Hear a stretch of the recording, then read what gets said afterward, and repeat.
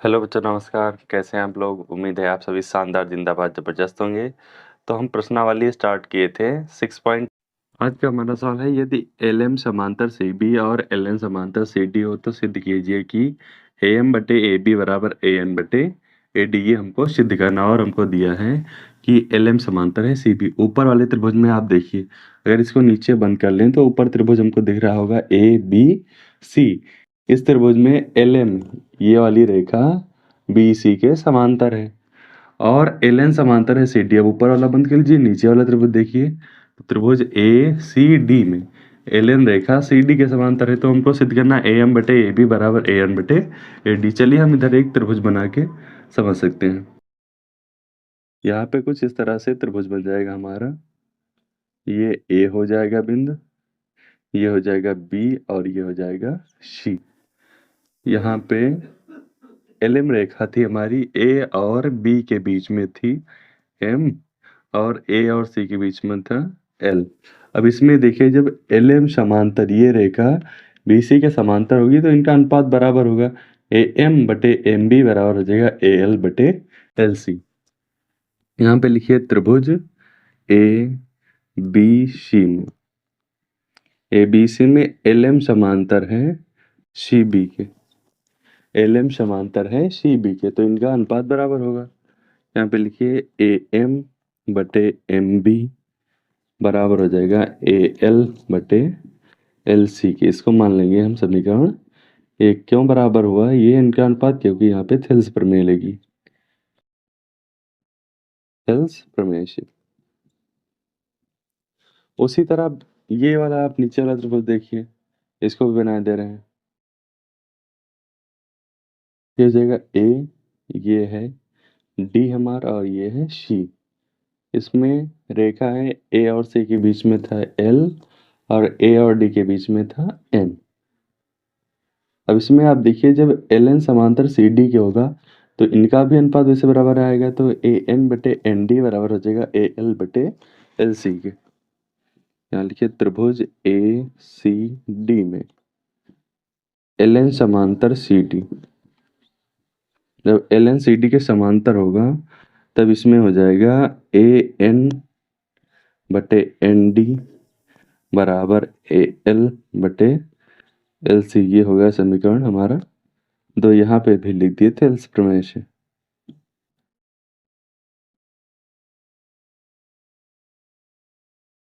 अब देखिए, यहाँ पे हमको एक चीज कॉमन दिख रहा है कि ए एल बटे एल सी इसके भी बराबर है, और ए एल बटे एल सी इसके भी बराबर। तो ये दोनों आपस में हमारे बराबर होंगे। यहाँ पे लिखिए समीकरण एक व दो से,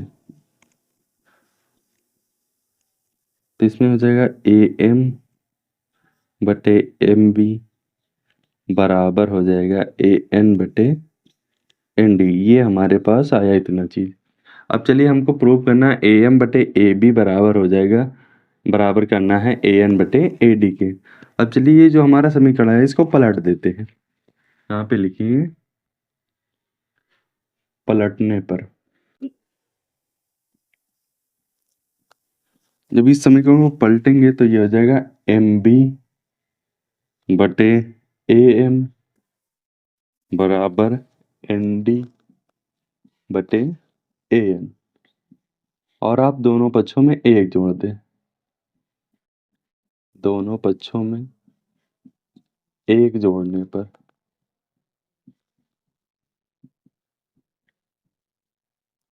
जब एक यहाँ पे जोड़ेंगे तो ये हो जाएगा एम बी बटे ए एम प्लस एक बराबर एन डी बटे ए एन प्लस एक।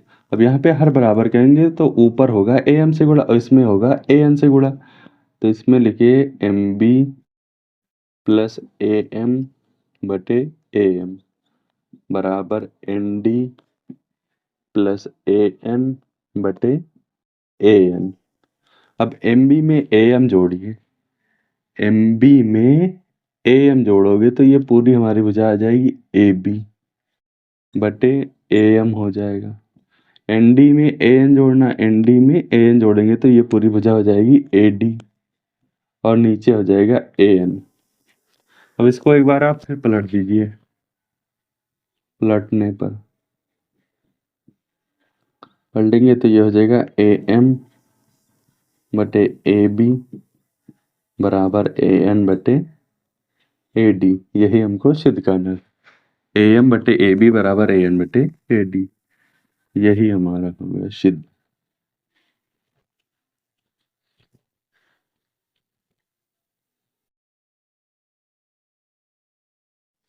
अगला हमारा सवाल है आकृति में DE समांतर है AC और DF समांतर है AE, तो सिद्ध कीजिए कि BF बटे FE बराबर BE बटे EC।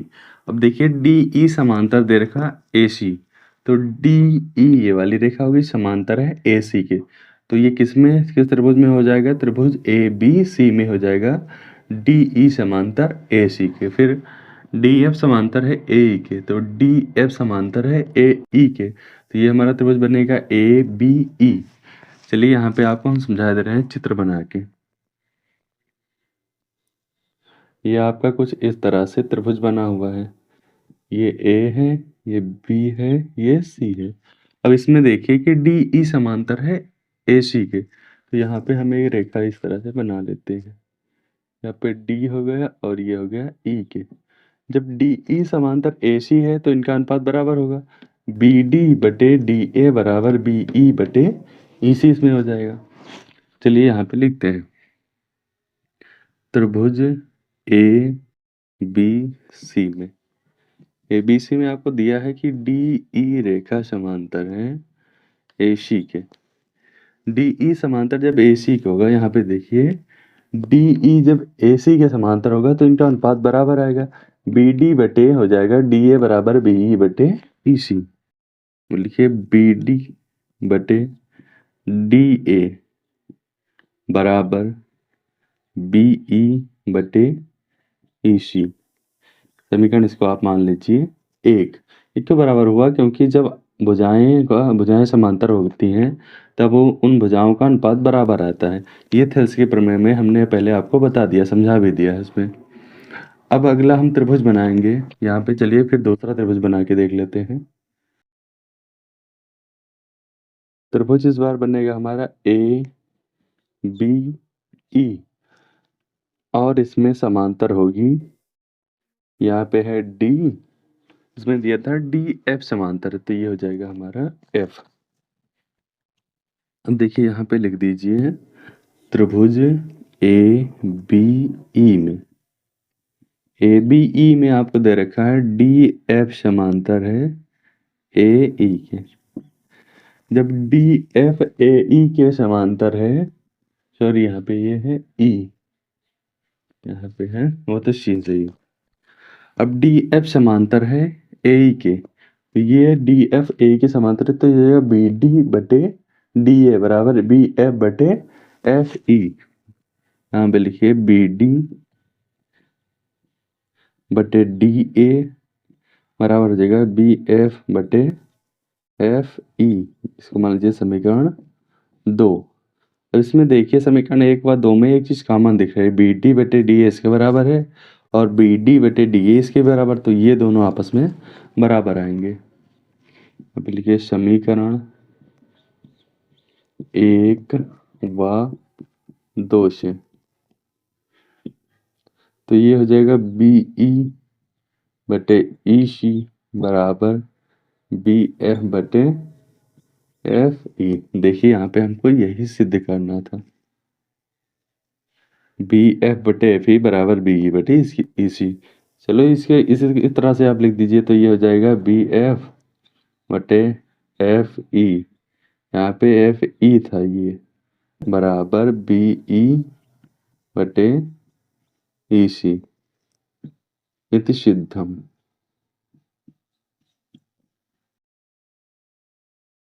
ये हो गया हमारा सवाल नंबर 4।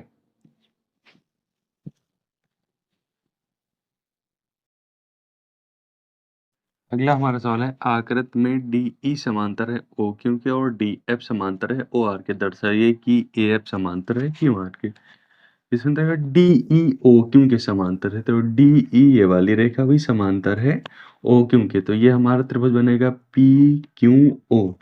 फिर डी एफ समांतर है ओ आर के, डी एफ देखिए यहाँ पे है समांतर है ओ आर के, तो हमारा त्रिभुज बनेगा पी ओ आर। तो हमको दर्शाना है कि ई एफ समांतर है क्यू आर के, ई एफ समांतर है क्यू आर के। अब देखिए जब ई एफ क्यू आर के समांतर होगा तो आपने इससे पहले पढ़ा है कि अगर ये दो भुजाओं का अनुपात बराबर है, ये समांतर है, तो इनका जो अनुपात है बराबर आना चाहिए। तो पी ई बटे ई क्यू बराबर पी एफ बटे एफ आर जब हम सिद्ध कर देंगे तो कह सकते हैं कि ए एफ हमारा समांतर है क्यू आर के। चलिए देखिए यहाँ पे सबसे पहले हम त्रिभुज कौन सा लिए, डी समांतर है ओ क्यू के, तो डी ई जब ओ क्यू के समांतर है तो हमारा त्रिभुज बनेगा पी ओ क्यू, या फिर कह सकते हैं पी क्यू ओ। यहाँ पे लिखिए त्रिभुज पी ओ क्यू में डी ई समांतर है ओ क्यू के। जब डी ई ओ क्यू के समांतर है, चलिए यहाँ पे अगर नहीं समझ पा रहे हैं तो हम चित्र बनाए दे रहे हैं अलग एक। ये कुछ इस तरह से हमारा त्रिभुज बना है, ये P हो गया, ये Q हो गया, और इसको मानते हैं ओके। और इसमें दिया था कि डी ई समांतर है ओ क्यू के, तो इसको मानते हैं ये D है और ये E है। अब देखिए इसमें चित्र आपका बन गया है। जब डी ई ओ क्यू के समांतर होगा तो पी ई बटे ई क्यू बराबर हो जाएगा पी डी बटे डी ओ।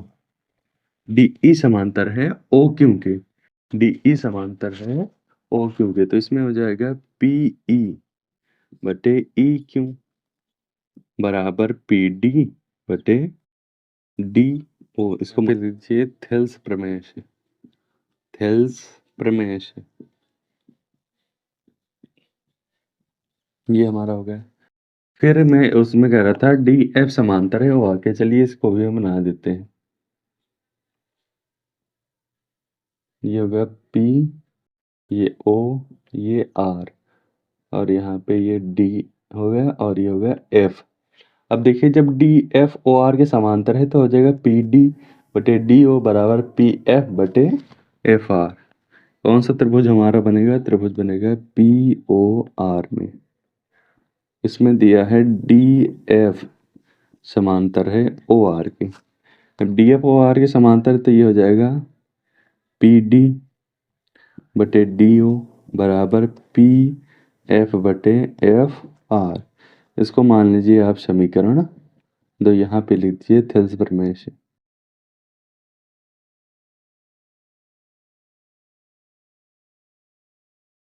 ये आपका होगा। अब देखिए समीकरण 1 व 2 में एक चीज कॉमन दिख रही है कि पी डी बटे डी ओ इसके बराबर है और पी डी बटे डी ओ इसके बराबर है। तो यहाँ पे लिखेंगे समीकरण 1 व 2 से, समीकरण 1 व 2 से। तो इसमें हो जाएगा पी डी बटे डी ओ इसके बराबर है और पी डी बटे डी ओ इसके बराबर है, तो ये हो जाएगा पी ई बटे ई क्यू बराबर हो जाएगा पी एफ बटे एफ आर। अब देखिए पी ई बटे ई क्यू आपका आ गया, पी ई बटे ई क्यू बराबर पी एफ बटे एफ आर, ये देखिए हमारा आ गया। तो यहाँ पे लिखिए जब ये इन भुजाओं का अनुपात बराबर होगा तो जो ये रेखाएं हैं ये वाली पी ई एफ और क्यू आर ये हमारी समांतर आएंगी। यहाँ पे लिख दीजिए जब ये है तो यहाँ पे आप लिखेंगे ई एफ समांतर है क्यू आर के। क्यों समांतर, यहाँ पे लिखते हैं थेल्स प्रमेय के विलोम से, थेल्स प्रमेय के विलोम से।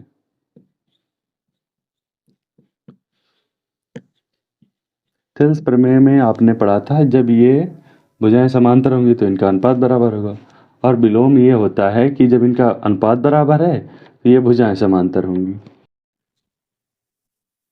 तो बच्चों आज के लिए बस इतना ही।